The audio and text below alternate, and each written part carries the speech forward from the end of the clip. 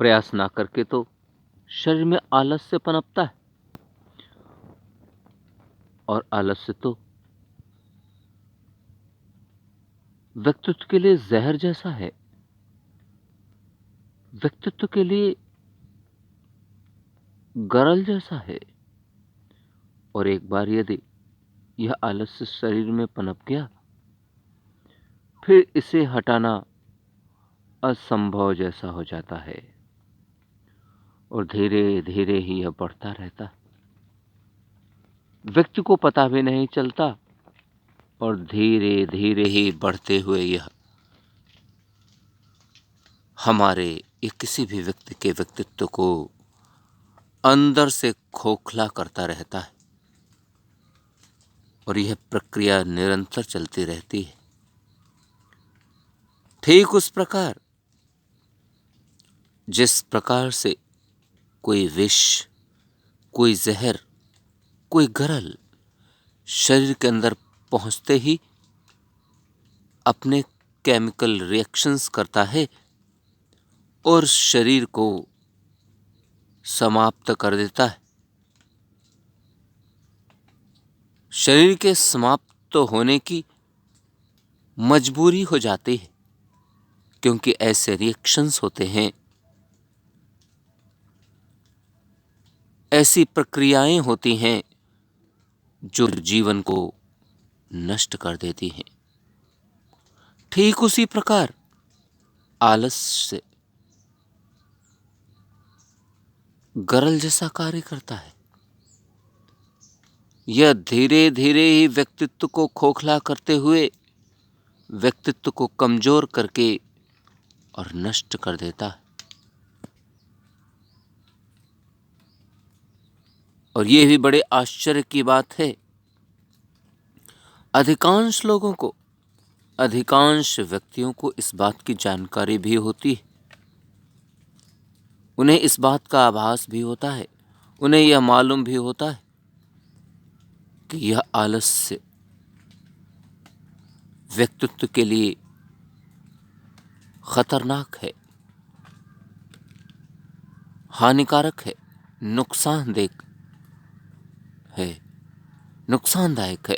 लेकिन फिर भी मनुष्य अपने भावावेश में रहता है, व्यक्ति अपने भावावेश में रहता है, उसे इस बात का आभास नहीं होता कि वह आलस्य कर रहा है, परंतु वह कर रहा होता है।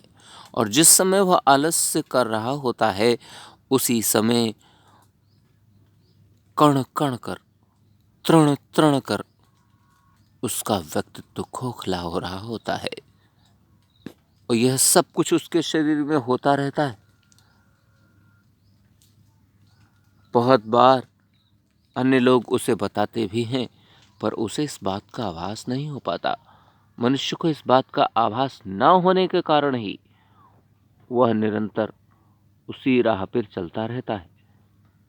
यदि उसे स्वयं में आभास हो जाए तो शायद वह अपने आप को संभालने की कोशिश करे, सुधारने की कोशिश करे, परंतु उसे विश्वास ही नहीं होता, उसे आभास ही नहीं होता। यदि उसके अंदर आत्मज्ञान होता, ज्ञान के चक्षुओं से वह कार्य लेता, ज्ञान के चक्षुओं का सहारा लेता, तो शायद उसे आभास हो गया होता, परंतु अक्सर ऐसा होता नहीं है। यह भौतिकता की चकाचौंध, ये भावावेश व्यक्ति के ज्ञान के चक्षुओं को न जाने कब धुंधला कर देते हैं कि व्यक्ति को पता ही नहीं चलता। यही तो चुनौती, यही तो कसौटी, यही तो आवश्यक है कि हम अपने ज्ञान के चक्षुओं को जागृत करें, व्यक्ति ज्ञान के चक्षुओं को जागृत करे, जिससे कि उसे सही और गलत का फैसला लेने की क्षमता प्राप्त हो जाए, उसके अंदर वह सामर्थ्य उत्पन्न हो जाए, जिसके माध्यम से वह सही और गलत का फैसला करके अपने कदमों को आगे बढ़ा सके। यदि वह सही कदम आगे बढ़ाता है तो वे कदम उसके लिए लाभकारी होंगे। वहीं यदि वह सोच समझकर आगे कदम नहीं बढ़ाएगा तो वही कदम उसके लिए नुकसानदेह हो सकते हैं और वे घातक भी हो सकते हैं। अधिकांश लोग इसी जद्दोजहद में उलझे रहते हैं। उन्हें इस बात का आभास होता है कि वे कर्मठ हैं, कर्मशील हैं, मेहनती हैं, परिश्रमी हैं, सही राहों पर जा रहे होते हैं, परंतु वास्तविक रूप में ऐसा हो नहीं रहा होता है, बल्कि इसका उल्टा हो रहा होता है। और मनुष्य को लगता है कि सब ठीक चल रहा है, लेकिन ज्ञान के चक्षुओं के ऊपर जो पर्दे हैं, उनके कारण उनके पीछे बहुत कुछ सही नहीं चल रहा होता है, और जिनका परिणाम व्यक्ति या मनुष्य निरंतर भुगतता रहता है। उसे उसके नुकसान का आभास नहीं होता, फिर याद आता है, फिर विस्मृत हो जाता है। उस नुकसान के उदाहरण फिर सामने आते हैं, आप आभास कराते हैं कि नुकसान हो गया है, और फिर वे विस्मृत हो जाते हैं, फिर वे ओझल हो जाते हैं। ज्ञान के चक्षुओं से ओझल होकर फिर वे पट के पीछे हो जाते हैं, और व्यक्ति फिर से विस्मृत करके फिर से उन्हीं राहों पर चलता रहता है। यही गतिविधि निरंतर चलती रहती है, अनवरत चलती रहती है, और यह पतन निरंतर और अनवरत चलता रहता है। शरीर और व्यक्तित्व के खोखलेपन की प्रक्रिया भी बराबर चलती रहती है। न जाने कब वह व्यक्ति आलस्य के कारण उस हद तक पहुंच जाता है कि जहां पर पतन के सभी परिणाम दिखने लगते हैं। यद्यपि कि भौतिकता के चकाचौंध में ओझिल वे आंखें उस व्यक्ति की फिर भी इस बात को नहीं महसूस कर पाती, समझ पाती कि वह घोर पतन की ओर जा रहा है। यही तो आवश्यकता है कि व्यक्ति क्षण प्रतिक्षण, कदम दर कदम इस बात का विचार करे, इस बात पर चिंतन करे, इस बात को समझे कि वह क्या सही और क्या गलत कर रहा है। यदि सही कर रहा है तो उससे प्रोत्साहित होकर और तेजी से सही कार्य, अच्छे कार्यों की ओर बढ़ना चाहिए। वहीं यदि गलत हो रहा है तो उसे त्वरित रूप में रोकना चाहिए, उस पर काबू पाना चाहिए। यही भौतिकता के चकाचौंध मानवीय प्रवृत्ति को अपने आवेश में लेती रहती, और ज्ञान के चक्षुओं के सामने पर्दे पड़कर भी उसे मनुष्य को यह आभास नहीं होता कि पर्दे पड़े हैं। उसे तो लगता है हम जागृतावस्था में हैं, हम सब कुछ समझ रहे हैं, हमें ज्ञान का आभास है, परंतु वास्तविक रूप में ज्ञान का आभास नहीं हो रहा होता है। और इसी के कारण सही गलत सब आपस में मिलकर धुंधले से हो जाते हैं, और व्यक्ति भ्रमित हो जाता है, और उस भ्रम के शिकार के कारण किसी भी मनुष्य का, किसी भी व्यक्ति का व्यक्तित्व नष्ट होता चला जाता है, खोखला होता चला जाता है, बर्बाद होता चला जाता है, और उससे ही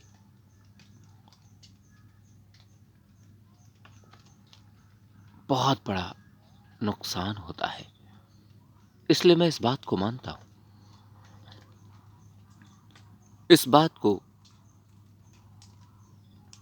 मैं प्रेषित करने का प्रयास करता हूं कि शुरुआत से ही बच्चों को, बचपन में ही, बल्कि जन्म के बाद जैसे ही बच्चे बढ़ने लगे, आगे बढ़ने लगे, उनके अंदर कर्मठता, कर्मशीलता, परिश्रम, मेहनत की भावनाओं को आगे बढ़ाना चाहिए, उनके अंदर भरना चाहिए, और जिससे कि वे आलस्य से बच सकें। आलस्य नाम का एक भी कण किसी भी व्यक्ति में ना मौजूद रहे, ना उपस्थित रहे। यदि ऐसा हो पाता है तो व्यक्ति स्वयं ही सतराहों पर, मेहनत की राहों पर आगे बढ़ता चला जाएगा। और जब व्यक्ति कर्मठ, कर्मशील, मेहनती, परिश्रमी होता है तो उसके अंदर एक आत्म संयम भी जगता है, आत्मसमर्पण भी जगता है, आत्मसम्मान भी जगता है। जब एक बार आत्मसमर्पण, आत्मसम्मान स्वयं के अंदर जगने लगता है, फिर वह गलत राहों से बचने का भी प्रयास करता है। फिर वह असत्य को स्वीकार नहीं करता, अधर्म को स्वीकार नहीं करता, अन्याय को स्वीकार नहीं करता, बेईमानी, भ्रष्टाचार, घूसखोरी, कमीशनखोरी आदि गलत राहों को नहीं स्वीकार करता, अराजकता, हिंसा, अशांति को स्वीकार नहीं करके, बल्कि वह तो सद्राहों की ओर बढ़ता चला जाता है। सत्य, न्याय, धर्म, मानवता, ईमानदारी, शांति, अहिंसा, मानवता की ओर निरंतर अग्रसर होता जाता है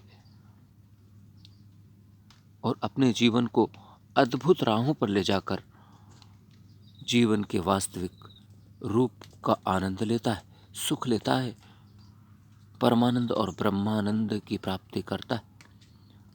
इस प्रकार यदि मैं यह कहूं तो गलत नहीं होगा। केवल एक आलस से व्यक्ति को कहां से कहां तक ले जाकर पतित कर देता है, और यदि आलस्य के विपरीत, आलस्य से बचकर व्यक्ति आगे बढ़े तो जीवन अद्भुत हो सकता है। इसलिए मैं इस बात को मानता हूं कि आलस्य से व्यक्तित्व खोखला होता जाता है, परंतु आलस्य को नष्ट करके कठोर परिश्रम, मेहनती बनकर, परिश्रमी बनकर, कर्मठ और कर्मशील बनकर दुनिया के सभी सतराहों को, दुनिया की सभी सतराहों को स्वीकार करके एक अभूतपूर्व जीवन जिया जा सकता है।